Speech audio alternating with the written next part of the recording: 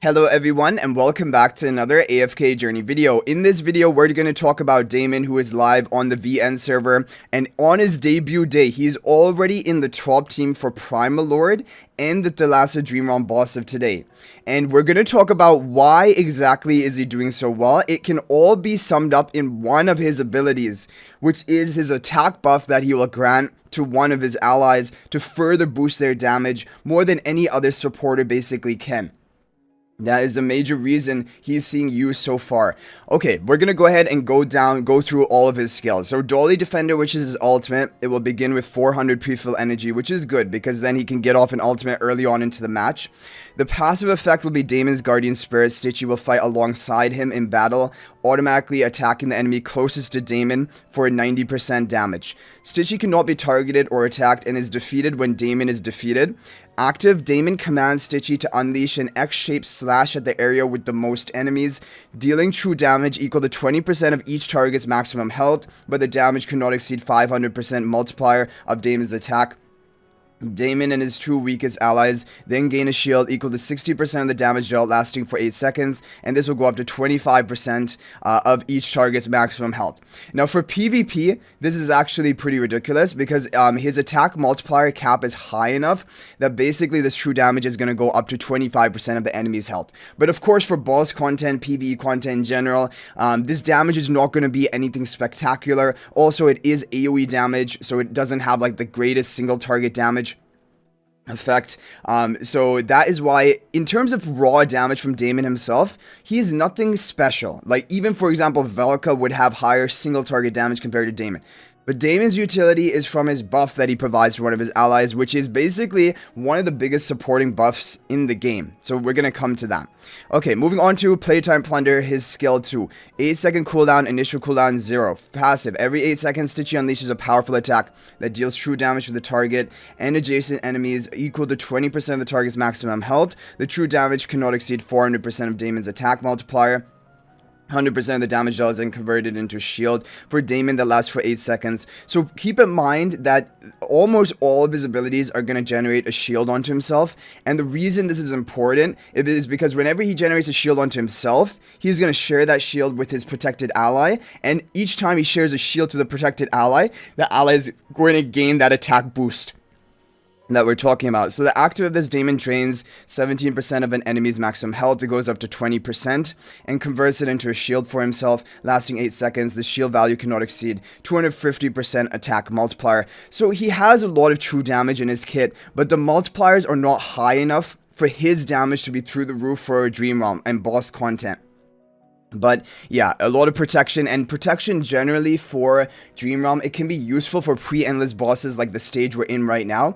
But when we make it to endless, which is going to be like the majority usually of the season, then that is when, for example, you don't really need tankiness and you just need to squeeze in as much damage as you can. But Daimon is still fulfilling that role because of this buddy barrier. So I really honestly believe this buddy barrier completely makes Daimon into one of the best supports for even Dream Realm content. But if he didn't have this ability, he would basically just be a shield bot with some minor damage and he would not be seeing PvE usage. So it's all about this buddy barrier.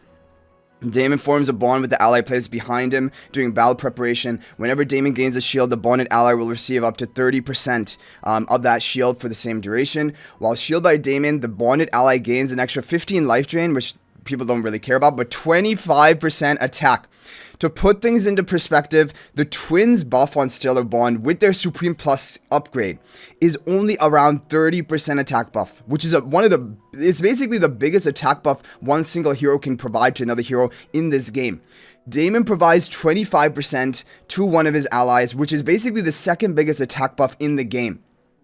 And the crazy thing about this, skill power is going to make it even better. 4 skill power is going to mean this will not be 25, this will be 33% attack buff. And this only will apply onto one ally. However, when you're looking at Dream Realm, usually there's one dedicated damage dealer, whether it be Shimura right now for pre-endless, whether it be Harak in endless, whether it be Frestro or Ludovic in like Mythic Plus charms endless. So having Daimon buff up that one hero's damage is almost as valuable as a team-wide buff.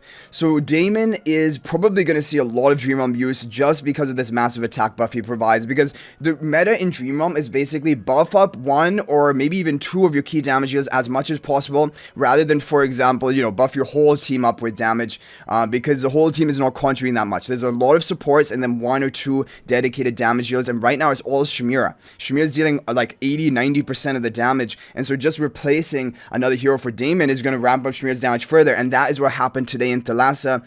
Bonnie, who was in the best team of Thalassa, has been replaced by Daimon, because Bonnie wasn't even contributing that much damage, but Daimon is going to do a bit of damage of his own, honestly almost nothing, because his range doesn't even allow him to reach Thalassa properly, but his buff is going to increase Shamira's damage by way more than having Bonnie on the team, and so that is really the thing.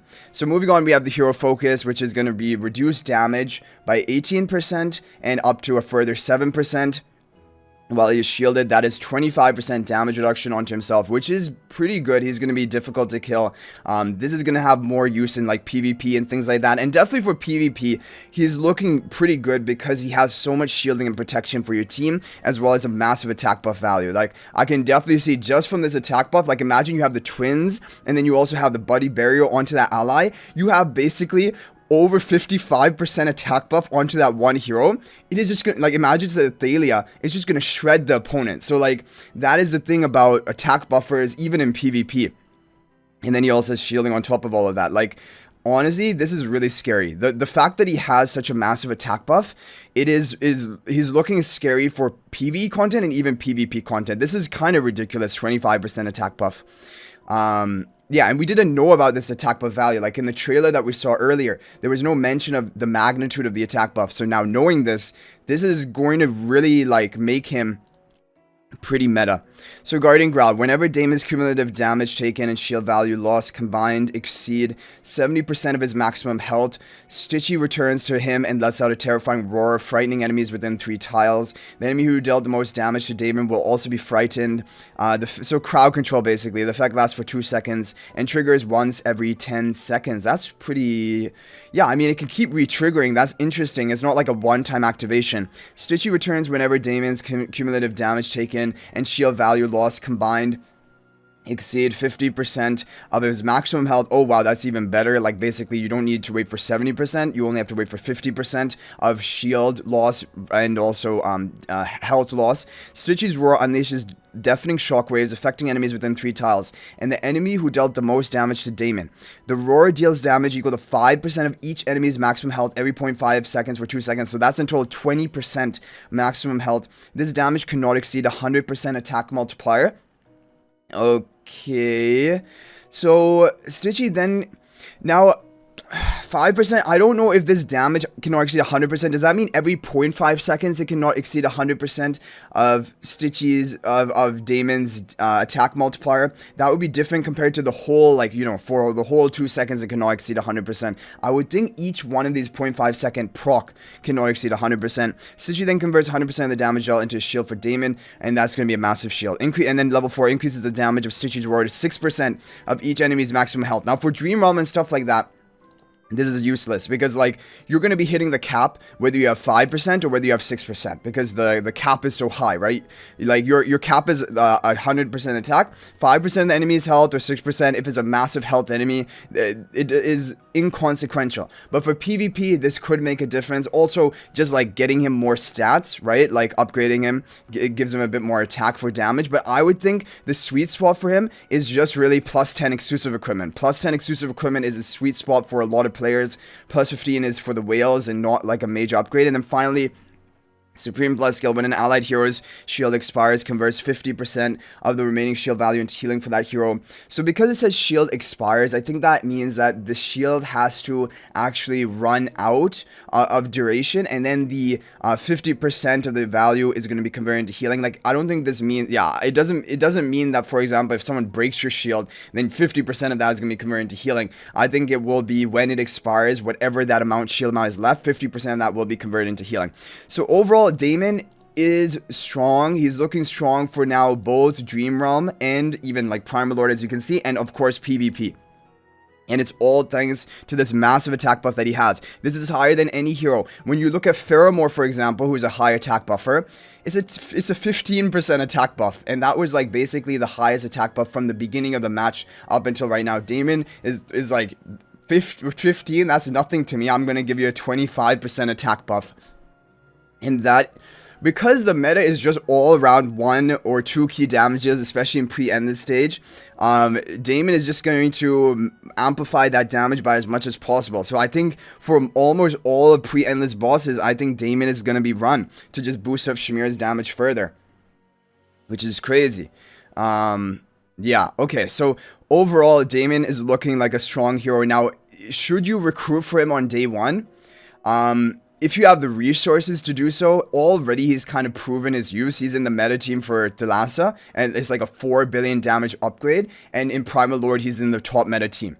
So like, just for those reasons alone, and I know he's not going to stop there. There are going to be multiple other Dream On bosses where he's going to be buffing up Shamira to new levels, never reached before, and she's just going to blow through the boss. So like, Daimon is going to be a pretty much must-have status as of right now for you to recruit. But you guys can let me know your opinions of Daimon in the comment section down below. Thank you guys for watching. If you're not already subscribed to our YouTube channel, please smash that subscribe button. Also, feel free to join my AFK Journey Discord server. There's a link to that in the description of this video. And finally, if you're thinking about making a purchase in AFK Journey, please use my affiliate link for the official Farlight store. There's a link to that in the description of this video and the pinned comment. This is the best way you can support me at no extra cost to you. So thanks for watching. I'll hopefully see you in the next video. And until then, everyone, peace out for now.